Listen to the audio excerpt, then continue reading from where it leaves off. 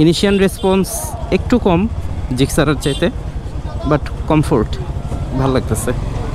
তো এখন আছি একটা ভয়ঙ্কর একটা রাস্তায়। এইখানে আসলে আশেপাশে কোনো মানুষ নাই, বাসাবাড়ি নাই, দুই পাশে এরকম গাছগাছালি আর মাঝখান দিয়ে রাস্তা, প্লাস কিছু গাড়ি এরকম আসে আর কিছু যাচ্ছে, একদম নিরিবিলি। তবে রাতের ড্রাইভে যদি রাস্তায় প্রচুর পরিমাণ গাড়ি থাকে, যানবাহন থাকে, তাহলে সেই ক্ষেত্রে আমি বলবো যে ওই রাস্তাটাতে আপনি যেতে পারেন। প্রায় আপনার 50% রিস্ক থাকবে না, 50% থাকবে। কারণ 50% রিস্ক থাকবে এই কারণে বললাম, কারণ বিপদ কখনো বলে কয়ে আসে না, সেটা হঠাৎ হয়ে যায়। ঠিক আছে, তো একটু সাবধানের সাথে যদি আপনি রাইড করেন, তাহলে সেক্ষেত্রে আমি মনে করি যে বিপদ আপদ আল্লাহর রহমতে আসলে আপনাদেরও হবে না।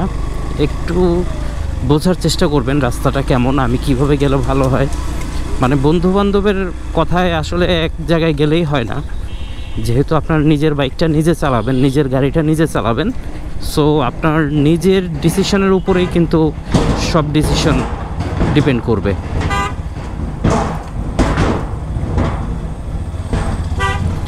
আর যে ব্রিজটা পার হলাম, এটা একটা লোহার ব্রিজ।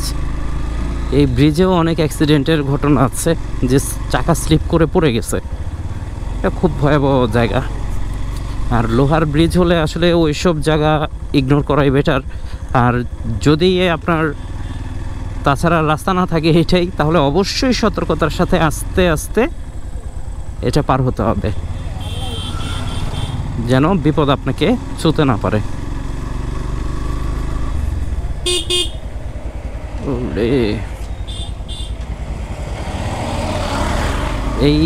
এই মোচরটাতে, এই বাজারটাতে কিন্তু যাওয়ার সময়ও বেশ জ্যাম পেয়েছি, এখনও একটু জ্যামই লাগতেছে।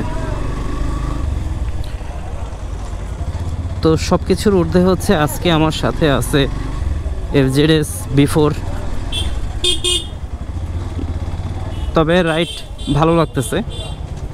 ইনিশিয়াল রেসপন্স একটু কম জিক্সারের চাইতে, বাট কমফোর্ট ভালো লাগতেছে।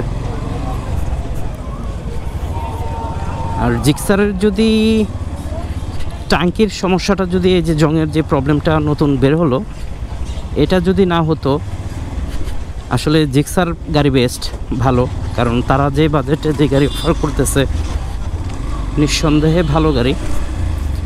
তবে একমাত্র এই ট্যাঙ্কির জংয়ের কারণে আসলে কোম্পানিটার নাম ক্ষুণ্ণ হয়েছে। আমি দেখছি, মানে আমার চেনা পরিচিত যত ভাই ব্রাদার আছে, সবাই জিক্সার খুব পছন্দ করতো।